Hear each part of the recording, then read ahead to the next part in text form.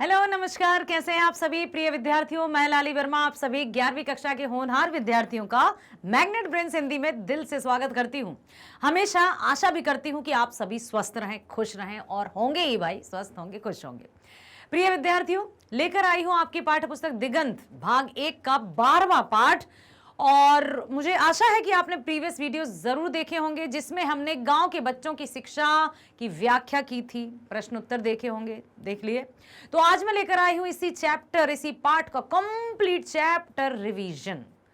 ये जो वीडियो है ये अति महत्वपूर्ण है क्योंकि इसमें हम ना केवल पाठ की व्याख्या करेंगे बल्कि लेखक परिचय और व्याख्या, साथ ही साथ कुछ ऐसे महत्वपूर्ण प्रश्न शामिल हैं जो आपकी परीक्षाओं में आ सकते हैं। इसलिए आपको इस वीडियो को देखना है ध्यानपूर्वक शुरू से लेकर अंत तक। तो चलो शुरू करते हैं। सबसे पहले हम जानते हैं कृष्ण कुमार जी के जीवन परिचय की ओर। गांव के बच्चों की शिक्षा, आप देख सकते हैं कि गांव के बच्चों की शिक्षा का स्तर क्या है। बहुत, यदि इंटीरियर इलाकों की हम बात करें जिसमें इस तरह से शिक्षा प्रदान की जाती है और फिर ब्लेम आता है, खोर आता है शिक्षकों पर कि शिक्षक नहीं पढ़ाते। जो उत्तरदायित्व दिया जाता है या जो सरकार द्वारा योजनाएं चलाई जाती हैं वो बीच में ही लापता हो जाती हैं। ये सब कुछ बताया है कृष्ण कुमार जी ने। जीवन परिचय देखते हैं हम लेखक का। नाम कृष्ण कुमार जी, जन्म हुआ था सन 1951, जन्म स्थान टीकमगढ़ मध्य प्रदेश, शिक्षा सागर विश्वविद्यालय मध्य प्रदेश एवं टोरंटो विश्वविद्यालय कनाडा, वृत्ति दिल्ली विश्वविद्यालय के शिक्षा विभाग में प्रोफेसर, सम्मान भारत और पाकिस्तान की स्कूली पाठ्य पुस्तकों में प्रस्तुत आजादी के संघर्ष में इतिहास का अध्ययन करने के लिए जवाहरलाल नेहरू फेलोशिप, गद्य लेखन के लिए शरद जोशी सम्मान, प्रवास सन 1975 से 1981 तक विदेश प्रवास, कृतियां नीली आंखों वाले बगुले। आप कृष्ण कुमार जी की रचनाओं के नाम देखो जरा, कितने अद्भुत नाम है, सच में बड़े अच्छे नाम हैं। जैसे उनकी रचना है नीली आंखों वाले बगुले। क्या आपने देखे हैं नीली आंखों वाले बगुले? त्रिकालदर्शी, जो तीनों कालों भूत भविष्य वर्तमान के दर्शन कर सके, ये भी रचना है। कहानी संग्रह अब्दुल मजीद का छुरा यात्रा वृत्त है। आज नहीं पढ़ेगा, विचार का डर, स्कूल की हिंदी, राज समाज और शिक्षा, शैक्षिक ज्ञान और वर्चस्व, बच्चे की भाषा और अध्यापक, शिक्षा और ज्ञान, गुलामी की शिक्षा और राष्ट्रवाद, महके सारी गली गली, बाल कविताओं का संकलन। तो हम ये कह सकते हैं कि ना केवल वे गद्य लेखन ही करते थे बल्कि काव्य लेखन में भी निपुण थे। तो उन्होंने कविताओं की रचना भी की है। What is birth teaching, worth teaching, social character of learning, political agenda of education, learning from conflict, prejudice and pride, अंग्रेजी की पुस्तकें भी लिखी हैं। तो ना केवल आपने हिंदी में ही रचनाएं की हैं बल्कि हमारी जो इंटरनेशनल लैंग्वेज है, अंतर्राष्ट्रीय भाषा अंग्रेजी, उसमें भी रचनाएं हैं। संप्रति निदेशक एनसीईआरटी नई दिल्ली। अब हम चलते हैं गांव की तरफ और जानते हैं कि गांव में बच्चों की शिक्षा की क्या स्थिति है। लेखक कृष्ण कुमार जी ने जो गांव के बच्चों की शिक्षा है, इस शीर्षक के माध्यम से हम सबको क्या दिखाने का प्रयास किया है। जहां कहीं गांव शब्द आता है ना, हमारे मन में भी अच्छा गांव, ओहो गांव की हालत तो बड़ी दयनीय है, बस ये मानसिकता है। ये मानसिकता को और साकार रूप दे देती है स्कूल शिक्षा में शामिल गांव के पाठ या गांव से संबंधित शिक्षा, कोई भी ग्रामीण चित्रण, चरित्र चित्रण, तो वो और बेचारा हो जाता है गांव। इसलिए गांव के बच्चे भी गांव से दूर रहकर शहर जाना चाहते हैं, शहर से दूर जाकर देश विदेश में जाकर अपना नाम कमाना चाहते हैं, क्योंकि कोई इस तरह से बेचारी अवस्था में रहना पसंद नहीं करता। तो जिस तरह से हमारे देश में अंग्रेजों का राज था, उसी तरह अफ्रीका के बहुत से हिस्सों में फ्रांस का राज था। फ्रांस द्वारा शासित ऐसे ही पश्चिमी अफ्रीका के एक छोटे से देश में कमारा ले नामक एक लेखक हुए हैं। उन्हीं लेखक का वर्णन यहाँ लेखक कृष्ण कुमार जी ने उदाहरण के रूप में लिया है और उनके माध्यम से गांव की शिक्षा का रूप हम सबके समक्ष रखा है। लेखक कृष्ण जो कुमार जी हैं, उन्होंने एक कमारा ले नामक लेखक का जीवन और गांव की जो अवस्था थी, स्थिति थी, शिक्षा थी, उसका उदाहरण प्रत्यक्ष रूप से यहाँ पर प्रस्तुत किया है। कोई काल्पनिक उदाहरण नहीं है, वास्तविक उदाहरण लिया है, ताकि हम सब के मस्तिष्क में ये पूरी तरह से फिट हो जाए कि हाँ, जो लिया है वो कल्पना नहीं है, वास्तविकता है। ठीक है, इन्होंने क्या बताया है? उन्होंने अपने बचपन में पूरी किताब लिखी थी। किसने लिखी थी? कमारा ले नामक एक लेखक ने, जो एक छोटे से देश में, पश्चिमी अफ्रीका के एक छोटे से देश में, एक गांव में निवास करते थे। तो उनकी जो आत्मकथा है, कृष्ण कुमार जी ने इस पाठ में शामिल की है कि किस तरह से उन्होंने अपने गांव में प्राथमिक शिक्षा पूरी करने के बाद शहर में अपने चाचा के पास रहकर माध्यमिक शिक्षा पूरी की, इसके बाद राजधानी में उच्चतर माध्यमिक शिक्षा पूरी की, और फिर उनको एक प्रतियोगिता के लिए चुना गया। प्रतियोगिता में देश के सबसे होशियार बच्चों का चयन होना था और भाग्यवश इनका चयन हो गया और इनके लिए अब इनको जाना था अपने देश से बाहर आगे की शिक्षा प्राप्त करने। बड़े खुश गांव के लोग, गदगद कि हमारे गांव का बच्चा शहर, शहर से विदेश शिक्षार्जन के लिए जा रहा है। अब वहां का ये बड़ा ही मार्मिक चित्रण किया है, या यूं कहूं कि भावनात्मक कथा हमारे सामने आती है, जो कि बिल्कुल सही है, कोई कल्पना नहीं है। जिस तरह हमारे देश में विदेश जाना बहुत बड़ी चीज मानी जाती है, उसी तरह हमारे जैसे गुलाम रहे अन्य समाजों में भी यह गौरव की बात मानी जाती है। आखिर वह दिन आया जब कमारा ले को अपना गांव छोड़कर जाने का समय आ गया। गांव से, अपने घर वालों से, अपने रिश्तेदारों से विदा लेनी ही थी, वो समय आ गया। उस जमाने में हवाई जहाज से विदेश जाना और भी बड़ी बात थी। कमारा को अपने माता पिता, रिश्तेदारों, घर के तमाम लोगों से विदा लेने के लिए गांव आना पड़ा, क्योंकि अब तो वो शहर में रहकर शिक्षा प्राप्त कर रहे थे। लेकिन अब गांव से शहर नहीं, अब देश से ही बाहर जाना है, तो वे गांव आते हैं अपने परिवारजनों से विदा लेने। अपनी आत्मकथा के अंतिम अध्याय में उन्होंने यही मार्मिक दृश्य किया है उपस्थित कि चाचा, मामा, मौसियों, चाचियों से विदा लेने में उन्हें कोई खास दिक्कत पेश नहीं आई। लेकिन क्या हुआ? सबसे उन्हें आशीर्वाद मिला, लेकिन उनकी नजरें अपनी माँ को ढूंढ रही थीं। उनकी माँ कहीं नजर नहीं आ रही थीं। सभी लोग उनकी इस उपलब्धि से गौरवान्वित महसूस कर रहे थे कि हमारा बच्चा, हमारा भतीजा, हमारा बेटा विदेश जा रहा है। लेकिन इसके बाद गांव के अन्य लोगों से भी उसने विदा ली, लेकिन इस तमाम भीड़ में कहीं उसकी माँ नजर नहीं दिखाई दे रही थी। कमारा के पास बहुत समय भी नहीं था, उन्हें गांव से बहुत दूर जाना था। वे माँ को उस भीड़ में खोजने लगे और आखिर उन्हें अपनी माँ झोपड़ी के अंदर प्राप्त हुई, मिल गई। वे रो रही थी, अकेले में बैठकर सिसक सिसक कर रो रही थी। उनकी सिसकियां नहीं समा रही थी। यदि आपने प्रीवियस वीडियो देखा है तो मैं थोड़ा भावनात्मक इमोशनल हो गई थी, क्योंकि मुझे अपनी बात याद आ गई थी जब मैं 10 वर्ष की उम्र में अपना गांव छोड़कर बाहर विद्यालय पढ़ने के लिए गई थी। ठीक वही स्थिति यहाँ नजर आई। तो किस तरह से जब वे माँ के पास पहुंचे तो माँ सिसकियां ले लेकर रो रही थी। कमारा ने कहा कि तुम अगर अब भी नहीं बोलोगी तो मैं तुमसे विदा कैसे ले पाऊंगा। फिर जो शब्द माँ ने रोते हुए कहे, वे कमारा ले ने अपनी पुस्तक के अंतिम पृष्ठों में हूबहू वैसे ही अंकित किए हैं। क्या कहा था माँ ने? देखो, सुनो और इसके अर्थ को समझो। क्या कहा था माँ ने? यह किताब उन लाखों अशिक्षित माँओं को समर्पित है जो अफ्रीका के खेतों में काम करती हैं। मैं हूबहू तो उन शब्दों को नहीं रख सकता, लेकिन जितना मुझे याद है वे इस प्रकार थे। बेटा, जिस दिन तुम इस गांव की प्राथमिक शाला में पहली बार गए थे ना, उसी दिन मुझे मालूम पड़ गया था कि तुम इस गांव में नहीं टिक पाओगे। तुम्हारे पिता और तुम्हारे चाचा से मेरे लाख कहने पर भी कि इस बच्चे को मत पढ़ाओ, यह बच्चा हमारे गांव में नहीं टिकेगा, उन्होंने मेरी बात नहीं मानी। मुझे मालूम था कि तुम इस देश में नहीं रुक पाओगे और हमारे लिए कुछ नहीं कर पाओगे, क्योंकि तुम उस प्राइमरी स्कूल में गए, इसलिए तुम हमारे बीच में नहीं रह पाओगे।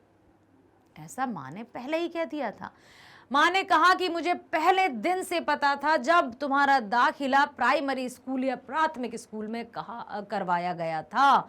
किस आधार पर माँ ने ये वाक्य कहे बताओ? लेकिन इन लोगों ने मेरी एक नहीं सुनी। आज का यह दिन मुझे इसलिए देखना पड़ रहा है क्योंकि इन लोगों ने मुझे धोखा दिया। तुम आज मुझसे विदा ले रहे हो, तुम तो बहुत पहले ही मुझसे विदा हो चुके हो। कहने को तुम आज विदा लेने आए हो, लेकिन मैं तो बहुत पहले ही समझ चुकी थी कि तुम हमारे पास नहीं टिकने वाले। तुम तो बहुत पहले मुझसे विदा ले चुके। तुम्हारे मामा, चाचा, पिता सब ने तुम्हें मुझसे ही नहीं बल्कि पूरे गांव और पूरे समाज से छीन लिया है। तुम्हें जहां जाना है जाओ। ये उनकी माँ के कथन थे जो लेखक ने, कमारा ले ने अपनी आत्मकथा के अंतिम पृष्ठों पर अंकित किए हैं कि ऐसा कथन उनकी मां के द्वारा कहा गया था। कमारा ले के इन शब्दों को यहां बताने का प्रयोजन बहुत ही सहज है।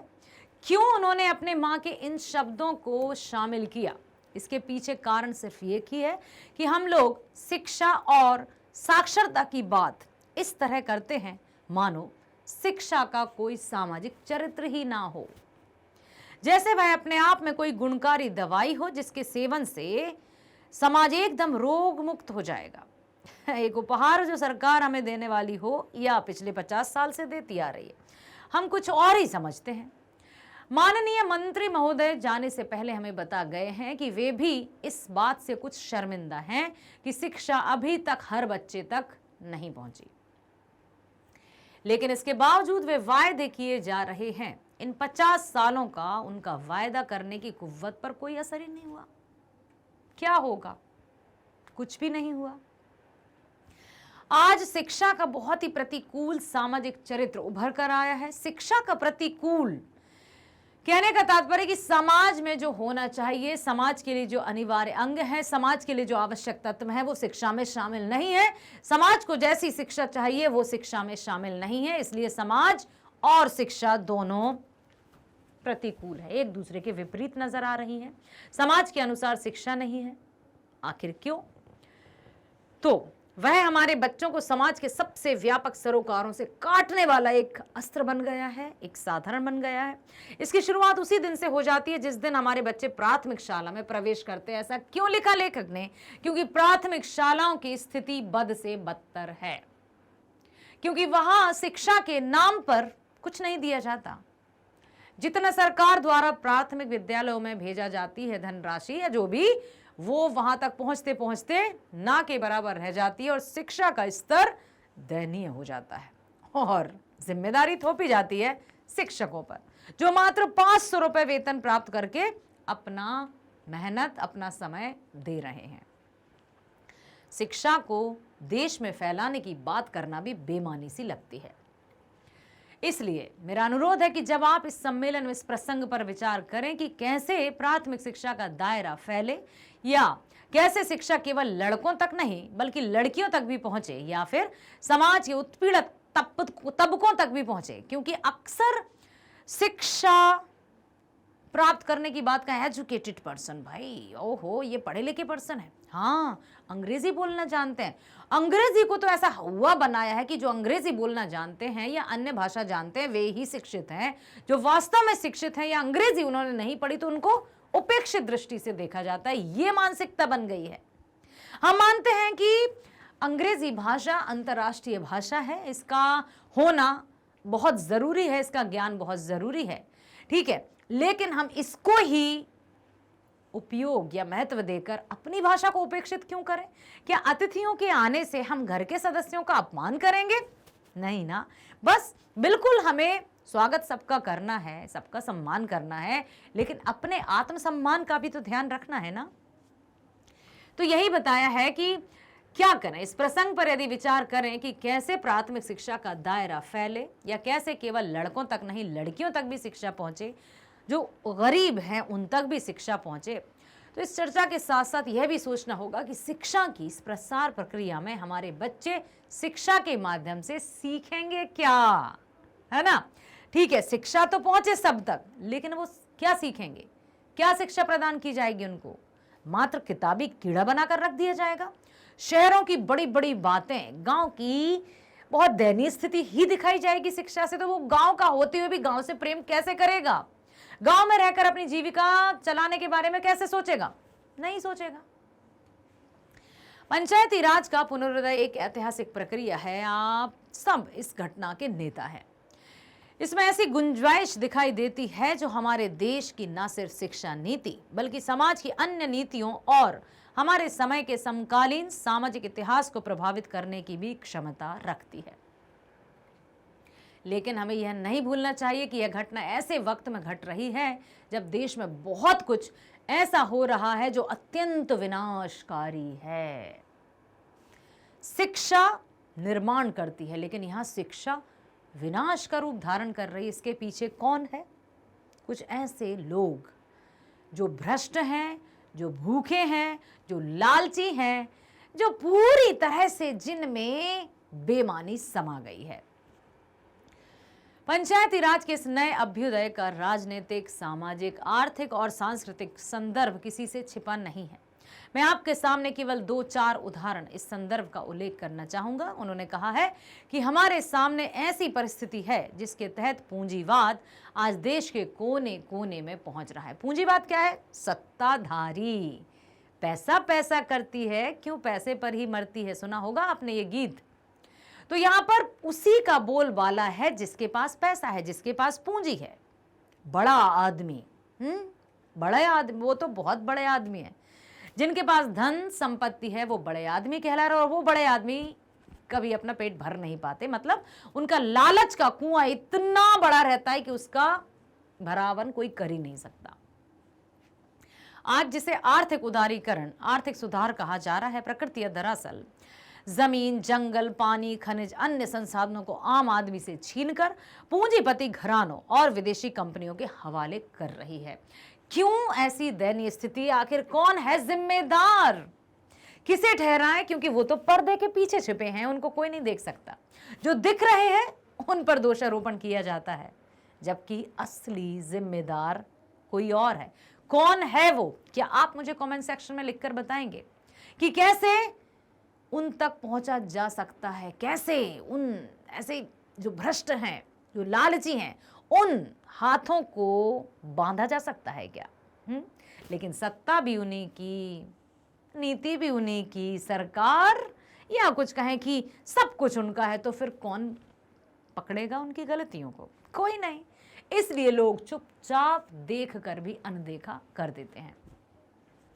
इस सच्चाई को हमारे सांसद और मंत्रीगण पिछले कई वर्षों से छिपा रहे हैं, लेकिन देश के कोने कोने में जहां लोग अपनी जमीनों से उखाड़े जा रहे हैं और अपने बच्चों से दूर जाकर रोजी रोटी कमाने के लिए विवश हो गए हैं, वहां इस परिस्थिति में रहने वाले हर व्यक्ति को पता है कि देश किस देश दौर से गुजर रहा है, और इस बात का भी संकेत मिल चुका है कि इसका भविष्य क्या है यदि इसी तरह का चलता रहा। क्या देखो, भ्रष्टाचार हमें पता है, भ्रष्टाचार, रिश्वतखोरी, पापाचार, दुराचार, ये खत्म नहीं होने वाला। लेकिन हम ये भी नहीं कह सकते कि चारों तरफ यही है, क्योंकि अच्छे लोग भी हैं जो ईमानदारी से अपना काम कर रहे हैं। लेकिन ये बात अलग है कि ईमानदार अफसर किसी भी, चाहे वो राजनीति में नेता हो, चाहे पुलिस में अफसर हो, या कहीं भी किसी दफ्तर में अधिकारी हो, जो ईमानदारी से काम करते हैं उन्हें दूध में मक्खी की तरह निकालकर फेंकने का प्रयास किया जाता है या फिर उनका खात्मा कर दिया जाता है। हम देखते हैं कि जगह जगह स्थानीय प्रतिरोध की लड़ाइयां चल रही हैं। इन लड़ाइयों में नीचे से ऊपर तक न्याय मांगने की प्रक्रिया सक्रिय है। न्यायालयों के दरवाजे खटखटाए जा रहे हैं, कहीं चैन नहीं है, लेकिन अंधा कानून है। न्यायालय ने भी तो आंखों पर पट्टी बांधी। सिर्फ उन्हीं बातों पर भरोसा किया जाता है जो सबूत है, जो प्रमाणित है, और प्रमाण तो झूठे भी एकत्रित कर लिए जाते हैं। सारे देश में खलबली सी मची हुई है, लेकिन इस खलबली का कोई प्रतिबिंब हमारी संसद में दिखाई नहीं देता। वहां आज भी लोग हंस रहे हैं, एक सरकार को बदलकर दूसरी सरकार ला रहे हैं, मतदाताओं को बंधुआ मजदूरों की तरह बार बार मत देने के लिए विवश कर रहे हैं। राजनीति की मुख्य धारा है। इस परिस्थिति में लगता है कि देश अपनी सार्वभौमिक स्वतंत्रता खो बैठेगा। राजनीति के मंच पर नजर दौड़ाएं। आप सभी चुनकर आए हुए लोगों हैं। आपको पता है कि किस तरह हिंसा और अपराध राजनीति का हिस्सा बन चुके हैं, या यूं कहें कि राजनीति का अपराधीकरण हो गया है या अपराध का राजनीतिकरण हो गया है। कहीं ना कहीं एक दूसरे के पर्याय बन गए हैं। पंचायती राज के चुनावों में जगह जगह विशेषकर महिलाओं और अन्य उत्पीड़ित वर्गों के सदस्यों को हिंसा का शिकार होना पड़ता है। विदेशी जो आय है या आर्थिक सहायता है वो उन तक पहुंच ही नहीं पा रही है, उसका भी बीच में ही खात्मा कर दिया जाता है। यह सामाजिक हिंसा सिर्फ राजनीति में नहीं बल्कि सामाजिक संबंधों में भी फैल रही है। सामाजिक हिंसा का महिलाएं सीधा शिकार बनती हैं। अब बेटा, अब यहां पर हम आपको एक बात बताना चाहते हैं कि ये रचना उस समय लेखक ने लिखी थी, तब कुछ अलग स्थिति थी। अभी स्थिति में काफी सुधार आया है। महिलाओं को अधिक हिंसा या पीड़ा का शिकार नहीं होना पड़ता है ना, ये आप भी मानते हैं। लेकिन हम ये भी नहीं कह सकते हैं कि पूरी तरह से महिलाएं अब स्वतंत्र हैं या निश्चिंत हैं। साथ में हमारे समाज के तमाम कामगार, आदिवासी, छोटे किसान, मजदूर हर जगह हिंसा सह रहे हैं। पूंजी के शासन एकदम भ्रष्ट और अप्रासंगिक हो गई। राजनीति के साथ राजनीति की मुख्य धारा में शामिल हो गए। इस परिस्थिति में पंचायती राज का उदय हुआ और इस बात को ध्यान में रखकर पंचायती राज का उदय हुआ कि चलो गांव-गांव में विकास होगा, गांव-गांव के लोग शिक्षा अर्जन करेंगे, गांव की सोच में परिवर्तन आएगा, सकारात्मक परिवर्तन आएगा, और गांव का विकास मतलब संपूर्ण देश का विकास। लेकिन क्या हुआ?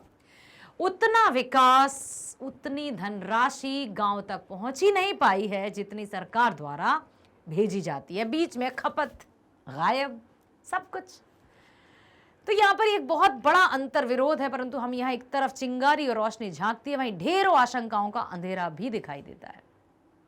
प्रश्न यही उठता है कि पंचायती राज चलने भी दिया जाएगा या नहीं। हमें मालूम है कि अभी तक प्रदेश में पंचायतों के चुनाव नहीं हो सके। हमें मालूम है कि ऐसे महत्वपूर्ण अधिकार जिनमें देश की सबसे शोषित जनता का सुधार छुपा है, वो अब तक पंचायतों के हाथ में नहीं सौंपी हैं। पंचायतों के हाथ में कुछ ऐसे अधिकार दिए हैं, मतलब लिमिटेड दे दिया कि तुम्हारे हैं, लेकिन कमान किसी और के हाथ में है। समझ रहे हो आप? कमांड कोई और ही करेगा। नाम के लिए सरपंच ये है, मुखिया ये है, लेकिन उसके पीछे करने वाला कोई और ही है। ठीक है। मसलन खनिजों के इस्तेमाल को लेकर ग्राम सभाएं केवल चर्चा कर सकती हैं। किसी कंपनी को इन खनिजों को ना सौंपा जाए, इस बारे में निर्णय लेने का अधिकार भी उन्हें नहीं है। यह स्थिति जल, जंगल, जमीन के बुनियादी अधिकार को लेकर भी है। कुछ प्रदेशों में पंचायतों को मामूली से मुद्दों पर चंद अधिकार सौंपे गए हैं।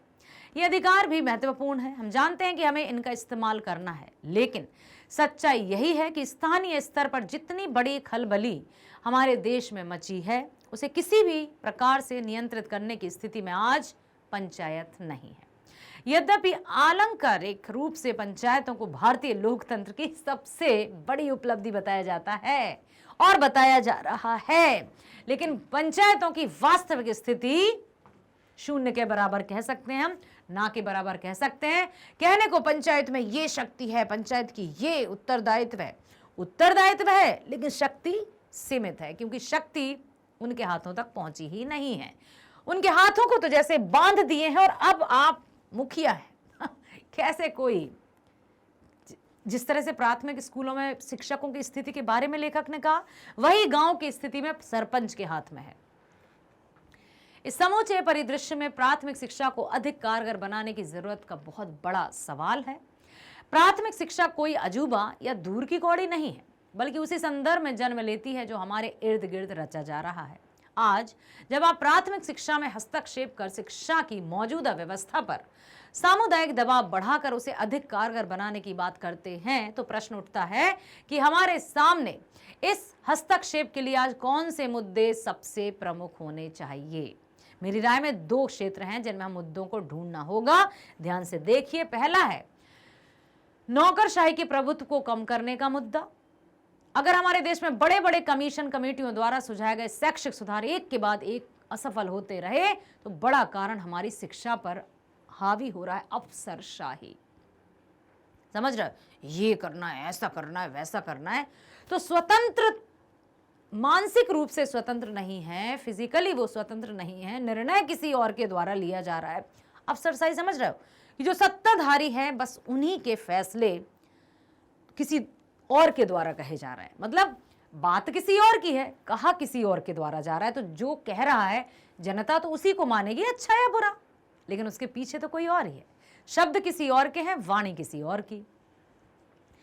अब यहाँ यह भी बताया है कि अगर हमारे देश में बड़े बड़े कमीशन, और कठिन यही है कि जिसका अनुभव आपको पंचायतों में काम करते हुए होगा, तालीम से मुखातिब होने पर पाया जाता है कि नौकरशाही का शिकंजा अच्छे से अच्छे सुझावों और संभावनाओं को कुचल देता है, क्योंकि कोई अफसर नहीं चाहता कि उसकी ताकत कम हो।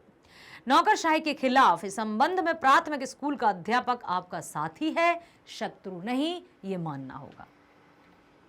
पिछली कई पीढ़ियों से शिक्षा की विफलताओं का दोष प्राथमिक शाला के शिक्षकों पर मढ़ा जा रहा है।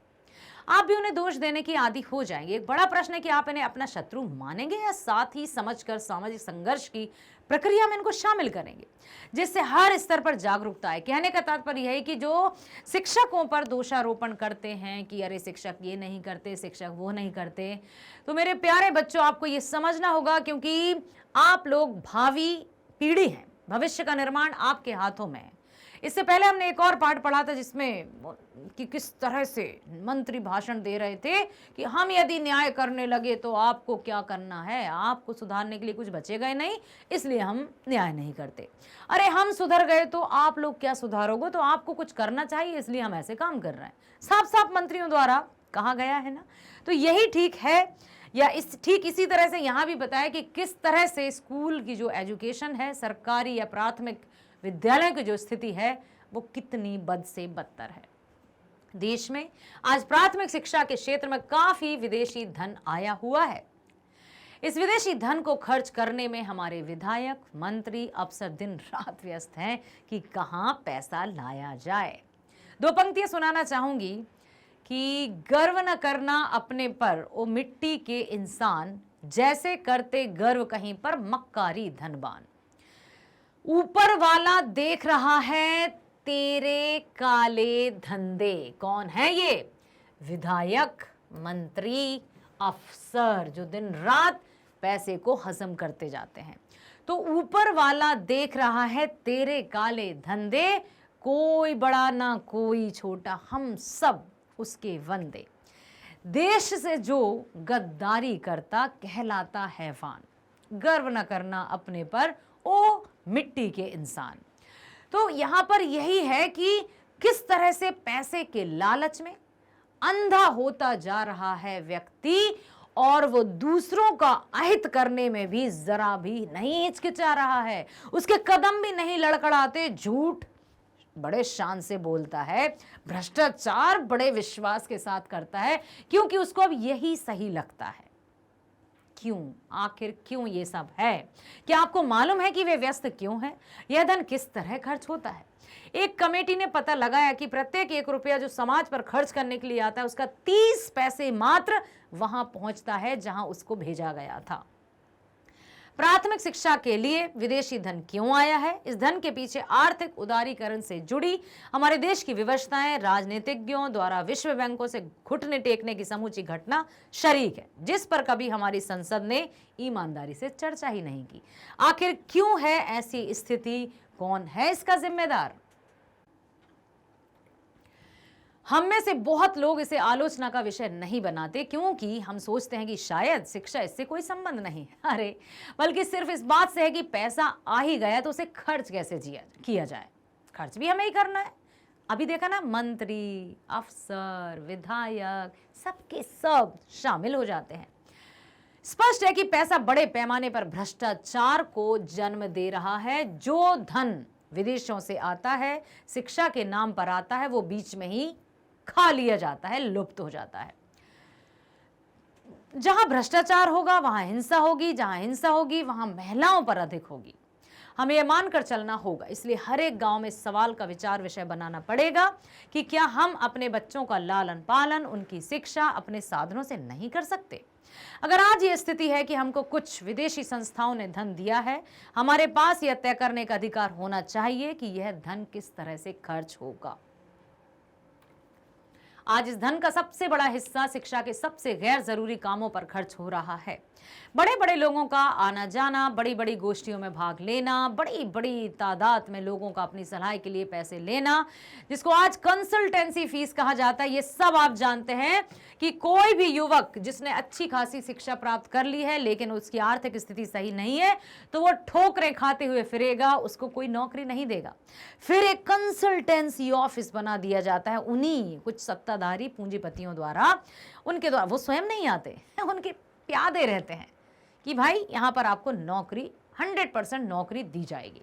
वहां जाता है बेचारा, हाँ आपको यहां नौकरी पर जाना है, और लेकिन पहले महीने की जो तनख्वाह है वो हमारे हवाले करनी होगी। जो बेचारा जिसकी नौकरी ढूंढते ढूंढते जिसकी चप्पलें घिस गई, वो कहेगा चलो भैया ठीक है, हम तुम्हें पहले महीने की सैलरी दे देंगे। ऐसा हो गया, सैलरी दे दी। दूसरा महीना बड़े खुशी से कि अब मेरी सैलरी मेरे अकाउंट में आएगी, लेकिन दूसरे महीने या फिर अधिक से अधिक तीसरे महीने ऑफिस से उसको कुछ उसकी कमियां निकालकर भगा दिया जाता है। तो जहां कहते हैं ना कि पहचान, सोर्स, रिश्वत, भाई भतीजावाद, जिसको हम कहते हैं नेपोटिज्म, इतने बुरी तरीके से चल रहा है कि एक वास्तव में शिक्षित, समझदार, योग्य व्यक्ति उस मुकाम पर नहीं पहुंच पा रहा जहां उसे होना चाहिए। आखिर वो दरवाजा खटखटाते खटखटाते थक जाता है और उसको वो मुकाम या वो दर्जा प्राप्त नहीं होता जिसका कि वो अधिकारी है। इसी सब में ज्यादातर पैसा खर्च होता है। गिना चुना पैसा हमारी उन धूल धूसित प्राथमिक शालाओं में पहुंचता है।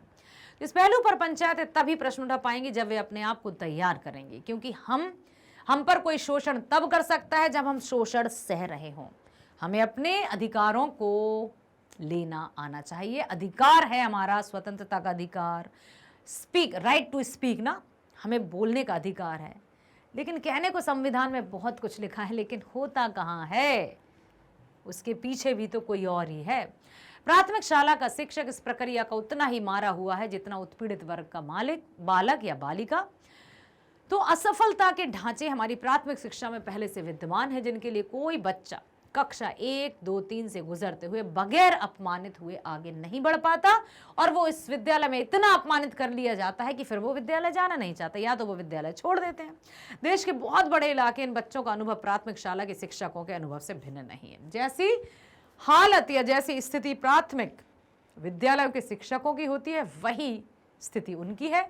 जो मानसिक रूप से उनको प्रताड़ित करते हैं शिक्षकों को, तो शिक्षक बेचारे अपना गुस्सा उन पर उतार देते हैं, और फिर नजर में कौन आते हैं? शिक्षक।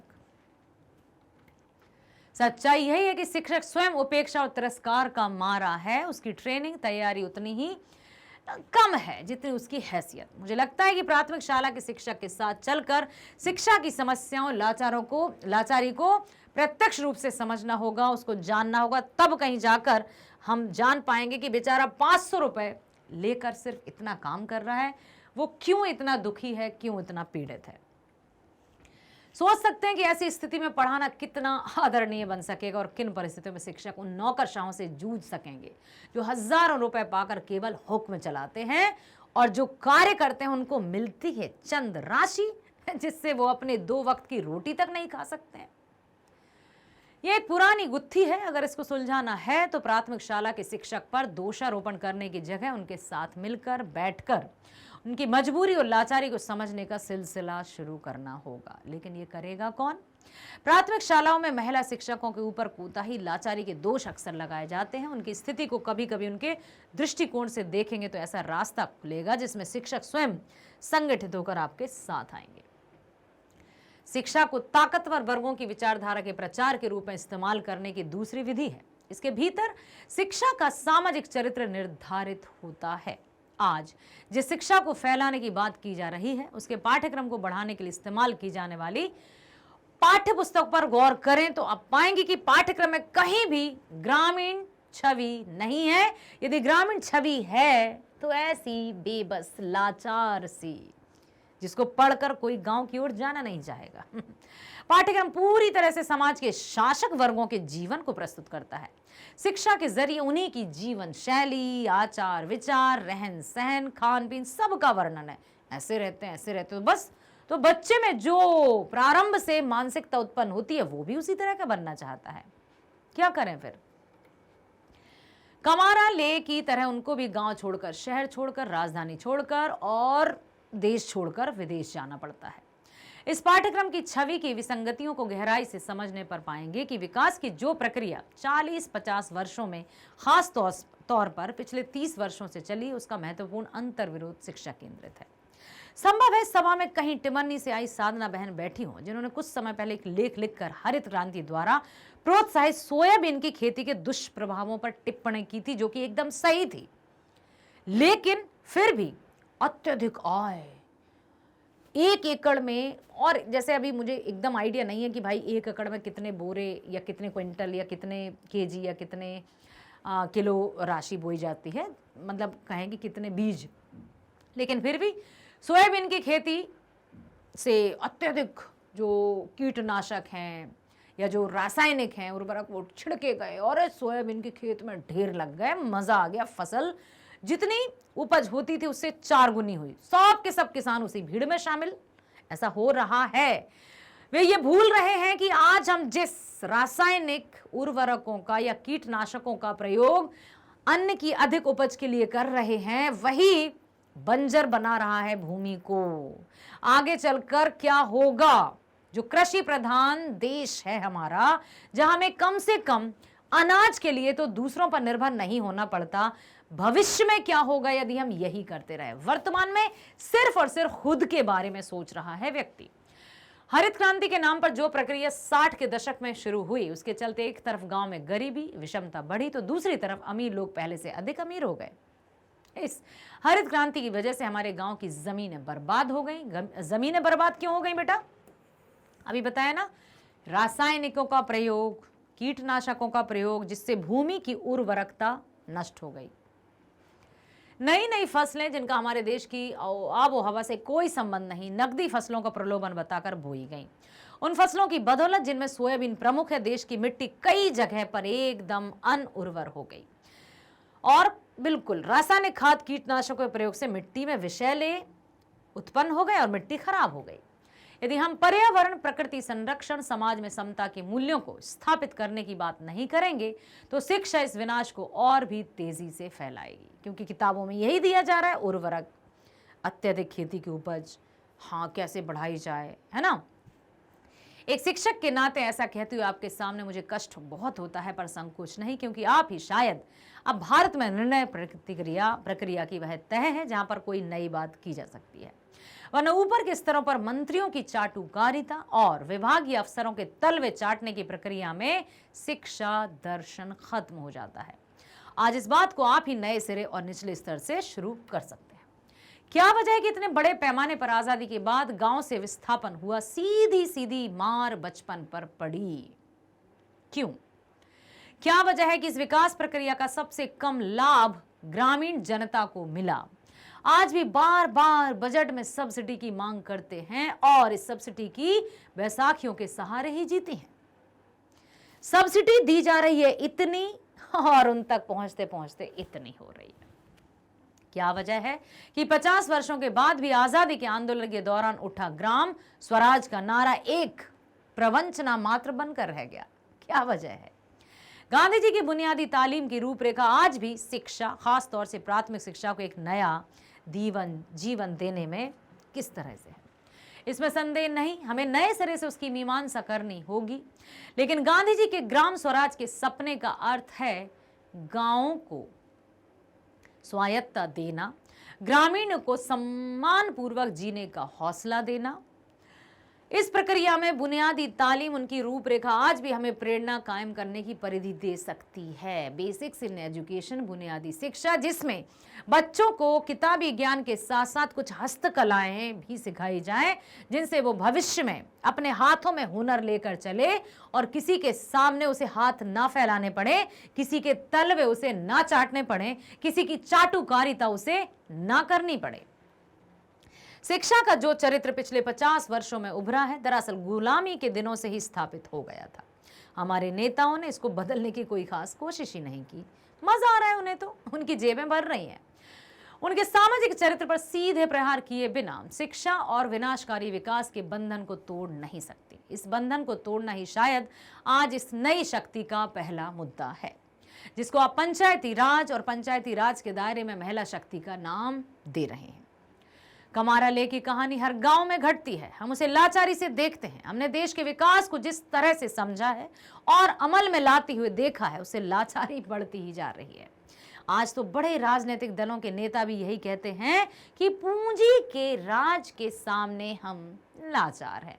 सभी भाई क्या करें, वो आ गए थे, अब उन्होंने पैसा फेंका, तमाशा देखा, लाचार व्यक्ति वहीं बना रहा, पैसों के बलबूते पर हर एक कार्य होते चले गए।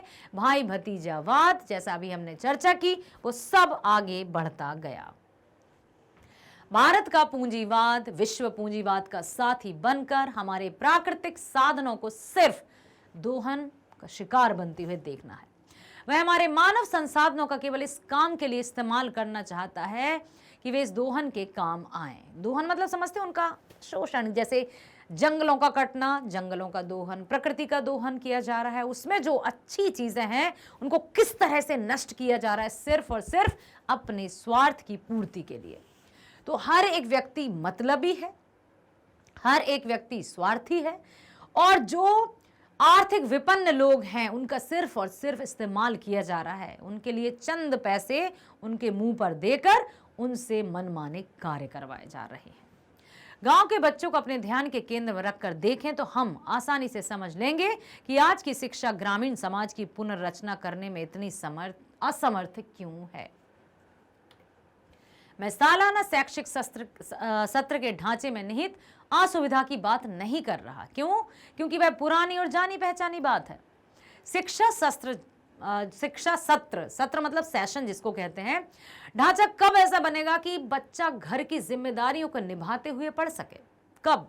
कौन कह सकता है? निर्णय लेने वालों को यह समस्या 100 साल से ज्ञात है और वे समय समय पर इसकी चर्चा भी करते हैं, बड़ी बड़ी बातें भी करते हैं, भाषण भी देते हैं, पर वहीं के वहीं स्थिति है। शायद तब तक वहीं गिरता रहेगा जब तक ग्रामीण समाज और उसके राजनीतिक नेता जबरदस्त दबाव नहीं पैदा करते। फिलहाल मैं सत्र के ढांचे, स्कूलों की खस्ता हालत, शिक्षक की दयनीय परिस्थिति जैसे संरचनात्मक मुद्दों की जगह पाठ्यक्रम के गांव विरोधी चरित्र का मुद्दा उठा रहा हूं। आज पढ़ाई जारी जा रही है। पाठ्य पुस्तकों में गांव की उपस्थिति नगण्य है।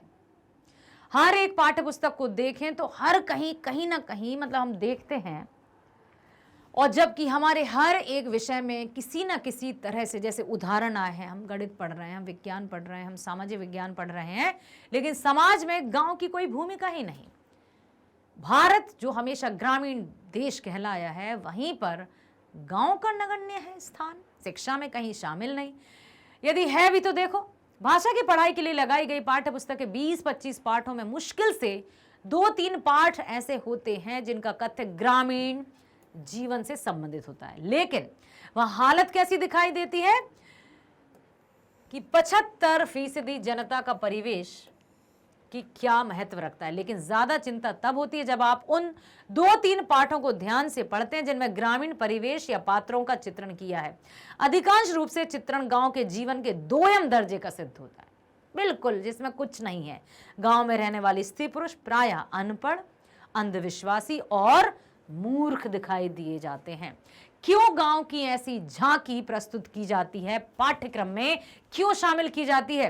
क्यों ये नहीं बताया जाता कि गांव के लोग किताबी ज्ञान ना होते हुए भी निर्णय लेते थे, उनमें तर्क शक्ति होती थी। जो आज हम मुहावरे पढ़ते हैं ना, अंधों में काना राजा होना, ईंट से ईंट बजाना, कमर कस लेना, हम किताबों से जान रहे हैं ना। वे किताबों के बिना निर्माण तो वही हुआ गांव में। क्यों हम नहीं बताते ये कि गांव में शिक्षा या किताबी शिक्षा ना होते हुए भी कितनी बुद्धिमानी से सोच रखते थे, सही निर्णय लेते थे, उनमें किसी तरह का उतावलापन नहीं होता था, धैर्य के साथ काम करते थे, किसी तरह की आत्महत्याएं या किसी तरह से फ्रस्ट्रेशन या कहे तनाव से वे पीड़ित नहीं रहते थे। क्यों नहीं बताते इस तरह के पाठ? बताना होगा, तब जाकर गांव की स्थिति सशक्त मानी जाएगी। ये बताया है। जब कभी गांव का सकारात्मक रूप उभारा जाता है, एक रोमांटिक अंदाज में, वास्तव में जिए जा रहे जीवन की समग्रता उसमें नहीं होती। कोई आश्चर्य नहीं कि पढ़ लिख कर बड़ा होने वाला गांव का बच्चा अपने परिवेश की जिंदगी से मानसिक रूप से कट जाता है। क्यों? क्योंकि उसने पढ़ाई वही है कि गांव कैसे होते हैं। हाँ, या फिर भीतर ही भीतर उससे नफरत करने लगता है। ऐसी स्थिति में लोकतांत्रिक प्रक्रियाएं पूंजी के लिए नई नई बाधाएं खड़ी करती हैं। इसीलिए खतरा हम सब के सामने है कि पंचायती राज व्यवस्था के अंतर्गत स्थानीय शासन, स्थानीय स्वायत्ता जो नारा बुलंद किया है, वह सिर्फ नारा सिद्ध हो। जगह जगह हो रही जमीन, जंगल, शिक्षा, स्वास्थ्य, ये सब कुछ जैसे ध्वस्त कर दी गई। प्राथमिक शिक्षा के ध्येय को लेकर इस आशंका से निराश हुए बगैर अपने कर्तव्यों की ओर आगे बढ़ना और उनको एक संघर्ष की भूमिका में रखकर देखना हम सब में मनोबल जुटा पाएगा, जिसे आज की भ्रष्ट राजनीति तोड़ चुकी है। हमारे बच्चे हमारे इर्द गिर्द ही रहते हैं। वे जानते हैं कि हम में से बहुतों का मनोबल आज इस स्थिति से लड़ने का नहीं रह गया है। क्या वजह है कि आज हमारे कई गांवों में पानी उपलब्ध नहीं है? क्यों? लेकिन शराब उपलब्ध है। क्यों? पेप्सी और कोको कोला के बोर्ड हर जगह पहुंच गए, लेकिन साफ सुथरा पानी पहुंचने में बड़ी दिक्कत हो रही है। फिल्टर लगाना पड़ा। पूरी परिस्थिति विसंगतियों को आप एक उद्धेड़ना शुरू करें तो आप पाएंगे कि पूरा जाल नीतियों के नाम पर हमारे सामने रखा है। एक फटे हुए पुराने शॉल जैसा, जिसको उधेड़े बगैर नए सिरे से उसकी बुनाई नहीं की जा सकती। इसके नए सिरे से बुनावट में कहीं शिक्षा का सुधार, उस प्रक्रिया को फिर से बल देने का इरादा शामिल है। अब हम चलते हैं प्रश्नों की ओर। कमारा ले की आत्मकथा किसे समर्पित है? बताइए, किसे समर्पित है? तो यहां पर कमारा ले जो प्रसिद्ध लेखक थे फ्रांसीसी, छोटे से गांव में जो रहे थे, वो गांव की उन अशिक्षित माताओं को समर्पित है। देखते हैं, कमारा ले ने अपनी आत्मकथा अपने देश की इन असंख्य अशिक्षित माताओं को समर्पित की है, जो अफ्रीका के खेतों में काम करती हैं। विदेश में विद्या अध्ययन के लिए जाते समय, अपनी मां से विदाई लेते समय उनके द्वारा प्रकट किए गए उद्गार ने कमारा अत्यंत प्रभावित हुए। मां के अंतर्वेदना और नैराश्य की भावना ने इनकी संवेदना को झकझोर के रख दिया, जिसकी परिणति उनकी आत्मकथा के समर्पण में स्पष्ट प्रतिबिंबित होती है कि क्यों ऐसा उन्होंने कहा कि मुझे तो पता था जब तेरा दाखिला प्राथमिक स्कूल में किया जा रहा था, मुझे उसी वक्त पता था कि तू गांव में ठहरने वाला नहीं है। गांव क्या तू शहर में नहीं रोकेगा, तू शहर में क्या तू देश में भी नहीं रोकेगा। तू तो बहुत वर्ष पहले ही मुझसे विदा ले चुका था। क्यों? उस अनपढ़ अशिक्षित मां को पता था कि शिक्षा का स्तर क्या है। अगला प्रश्न है, शिक्षा अपने आप में कोई गुणकारी दवाई नहीं है जिसके सेवन से समाज एकदम रोग मुक्त हो जाएगा, या वह कोई एक उपहार हो जो सरकार हमें देने वाली हो या पिछले 50 साल से देती चली आ रही हो। आखिरकार शिक्षा क्या है? इस कथन से लेखक का अभिप्राय क्या है? लेखक कृष्ण कुमार जी ने कहा है कि शिक्षा और साक्षरता के विषय में गलत एवं त्रुटिपूर्ण धारणा से ग्रसित है सब। पता नहीं क्यों हर किसी का मस्तिष्क अलग अलग से सोचता है, कुछ धारणा है। हम समझते हैं कि शिक्षा का कोई सामाजिक चरित्र नहीं है। हम लोगों की यह मानसिकता है कि शिक्षा स्वयं ऐसी गुणकारी दवाई है जिसके सेवन से समाज एकदम रोग मुक्त हो जाएगा। क्या यह संभव है? हम यह भी मान बैठे हैं कि एक उपहार जो सरकार द्वारा प्रदान किया गया है या 50 सालों से हमें प्राप्त होता आ रहा है। उन्होंने ये व्यंग्यात्मक रूप से कहा है कि लेखक हमारी इस भावना से सहमत नहीं है। उनके अनुसार पिछले 50 सालों से सरकार ऐसे आश्वासन देती आ रही है, इसके बावजूद अभी तक शिक्षा प्रत्येक बच्चे तक नहीं पहुंच पाई है। फिर वही बात आती है कि जिम्मेदार है कौन? कौन है जिम्मेदार? इसके बावजूद अभी तक नहीं पहुंची है। लेखक के अनुसार वर्तमान समय में शिक्षा का नितांत प्रतिकूल सामाजिक चरित्र उभर कर सामने आया है। शिक्षा बच्चों को समाज के सबसे व्यापक सरोकारों से काटने वाला एक प्रमुख अस्त्र बनी है और ये सब प्राथमिक शाला में प्रवेश करने वाले दिनों से ही सूत्रपात हो जाता है और बच्चा वो प्राप्त नहीं कर पाता जो वास्तव में एक अच्छे नागरिक के लिए, अपने गांव के लिए, अपने शहर के लिए और अपने देश के लिए नितांत आवश्यक है। अतः लेखक कृष्ण कुमार जी का विचार है कि प्राथमिक शिक्षा के दायरे का विस्तार लड़कियों तथा समाज के उत्पीड़ित तबकों तक किया जाए, किसी भी तरह से भेदभाव ना किया जाए।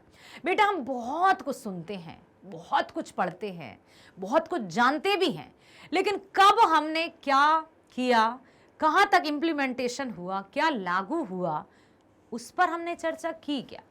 करनी होगी।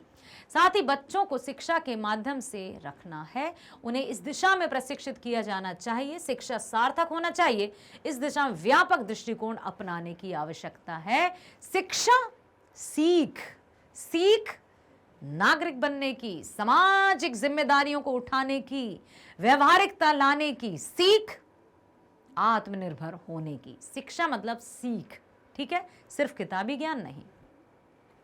अगला है आर्थिक उदारीकरण से आप क्या समझते हैं, इसके दुष्परिणाम क्या हुए? तो बेटा, आर्थिक उदारीकरण को आमतौर पर आर्थिक सुधार के रूप में जाना जाता है। इसे राष्ट्र की आर्थिक स्थिति के उन्नयन हेतु सुदृढ़ औजार के रूप में भी समझा जाता है। इसके परिणाम स्वरूप पूंजीवाद देश के कोने कोने में पहुंच रहा है। आर्थिक सहायता हेतु आर्थिक उदारीकरण चलाया गया, लेकिन वो अर्थ गया कहां? वो धन संपत्ति गायब कहां हो गई? उन पूंजीपतियों के हाथ में जिनका मुंह कभी भरता नहीं, जिनकी भूख कभी मिटती नहीं, जिनकी जेब हमेशा खाली रहती है, जो लालच में फंसे हुए हैं, जो भोग विलास में लिप्त हैं, जो हमेशा चाहिए खाना है भूखे बैठे हैं, ऐसे लोगों के हाथ में पहुंच रहा है। तो पूंजीवाद कोने कोने राष्ट्र के सर्वांगीण विकास की अवधारणा का भ्रामक विचार सरकार के मानस पटल पर पल्लवित हो रहा है। किंतु वास्तविकता यही है कि उदारीकरण राष्ट्र को जर्जर बना रहा है, कमजोर बना रहा है। क्यों बना रहा है? देखो, ये भी बता दूं आपको, राष्ट्र को जर्जर क्यों बना रहा है? क्योंकि राष्ट्र द्वारा सहायता कोष खोले जा रहे हैं, राशि प्रदान की जा रही है, लेकिन वहां से खजाना खाली होकर गांव के लिए गया। कुछ ऐसे लोगों तक पहुंचाने की जिम्मेदारी सौंपी गई, कुछ ऐसे लोगों को जिन पर विश्वास था, लेकिन विश्वास कब खोखला हो गया, कब कोई आस्तीन का सांप बन गया, किसी को पता ही नहीं। और वो धन जहां जाना चाहिए था वो नहीं पहुंचा, गरीबी यथावत खा गए लोग, जब्त कर गए। हम देखते हैं ना, जब काले धन पर छापा पड़ता है तो कहां कहां धन मिलता है। बिस्तरों में धन गड़ा है, खंभों में धन गड़ा है, छत की जो सीलिंग है उसमें से पैसे टपक रहे। क्या करेगा मनुष्य यार, क्यों भूल जाता है? रोटी, कपड़ा और मकान, साधारण रूप से।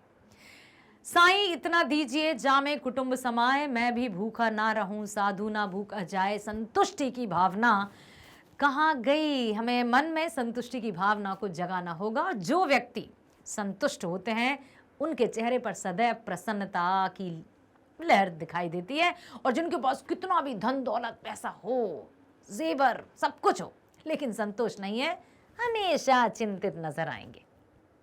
तो इस धन के लालच को कभी अपने मन में पनपने मत देना।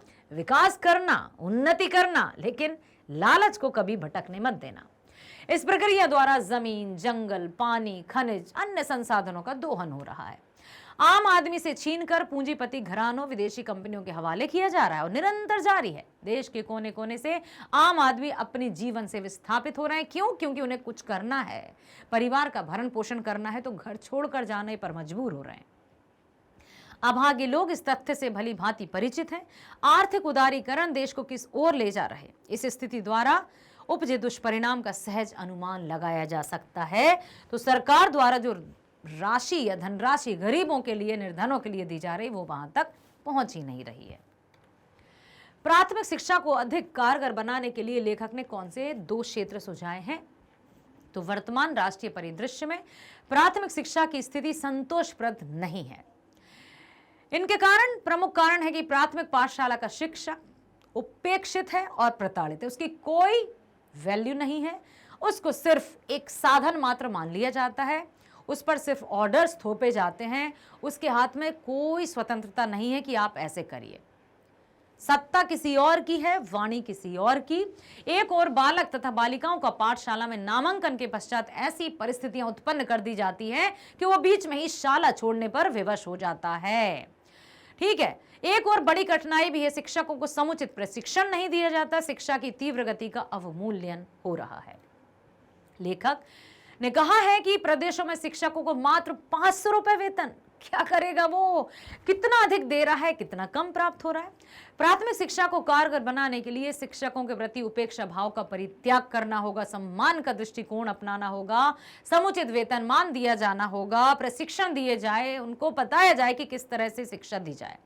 पाठशाला में ऐसे वातावरण का निर्माण किया जाए ताकि बच्चे स्कूल जाने के लिए प्रोत्साहित हों। ये सब कुछ करना होगा, तब जाकर इसका महत्वपूर्ण पक्ष सामने आ सकता है। शिक्षा में सुधार और उन्नयन के लिए बड़ी बड़ी गोष्ठियां, सेमिनार आदि का आयोजन होना चाहिए। शिक्षाविदों की कमेटी गठित कर कंसल्टेंसी फीस का भारी भरकम भुगतान अनुपयुक्त प्रयास है कि भाई ऐसे टीचर्स चाहिए, ये चाहिए, वो चाहिए, सब अनावश्यक है। इससे प्राथमिक शिक्षा पर खर्च की जाने वाली राशि का अधिक हिस्सा उन्हीं अनावश्यक मदों में व्यय हो जाता है। प्राथमिक शालाओं के विकास तथा शिक्षकों के बेहतर वेतनमान में उस कोष का निवेश होना चाहिए। इस प्रकार लेखक ने प्राथमिक शिक्षा के प्रचार के लिए उपयुक्त कई बातें बताई हैं। निम्नलिखित शब्दों के वचन परिवर्तित करना है। माँ, सिसकी, रिश्तेदार, लड़का, लड़की, किसान, मजदूर। तो माँ का हो जाएगा माएँ, माताएं, सिसकियां, रिश्तेदारों, लड़के, लड़कियां, किसानों, मजदूरों, विधायकों, अफसरों, विवशताएं, पुस्तकें, प्रक्रियाएं। ठीक है बच्चों, तो ये रहा हमारा कंप्लीट चैप्टर रिवीजन। आपने सुना, समझा, तो उम्मीद करती हूँ समझ में अवश्य आया होगा। प्रिय विद्यार्थियों, शिक्षा के विषय में हमेशा सकारात्मक होना है और केवल किताबों पर निर्भर आपको नहीं रहना है। 3 प्रकार से अपने आप को बांटना: 8 घंटे पढ़ाई, 8 घंटे अपना स्वास्थ्य, 8 घंटे सामाजिक परिचर्चा, क्या चल रहा है, क्या नहीं, इस बात पर भी आपको विशेष ध्यान देना है। 24 घंटों को इसी तरह से आप विभाजित करके अपने जीवन को बिताएंगे, परिणाम बहुत अच्छा होगा। मिलते हैं अगले वीडियो में। स्वस्थ रहिए, खुश रहिए। Thank you.